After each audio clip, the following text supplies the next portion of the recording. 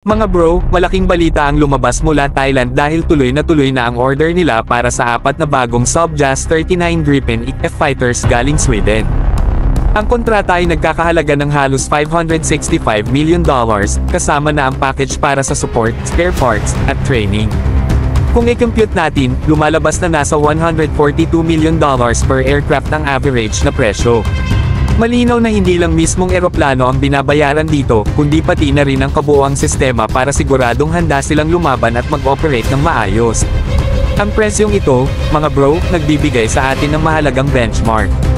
Habang ang Pilipinas ay kasalukuyang nakikipag-usap sa SAB para sa posibleng pagbili ng Gripen bilang multi-role fighter, makikita natin kung magkano talaga ang acceptable cost sa international market. Ibig sabihin, may idea na tayo kung saan dapat umiikot ang presyo at kung paano tayo pwedeng makipag-negotiate para hindi mabudol o masobrahan sa gastos. Siyempre, hindi ibig sabihin na pareho ang magiging presyo para sa atin. Posibleng mas mura o mas mahal depende sa package na bibilhin, kasama na dyan ang dami ng spare parts, haba ng training, logistics support, at iba pang add-ons. Halimbawa, kung mas kumpletong training ang gusto ng Pilipinas para sa ating mga piloto at ground crew, natural na mas tataas ang presyo. Kung basic package lang, posibleng bumaba ang initial cost pero mas risky sa long-term readiness.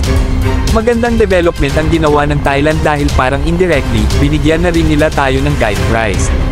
Kung marunong tayo makipag-negotiate, pwede nating gamitin ito para makakuha ng mas favorabling terms mula sa SAB.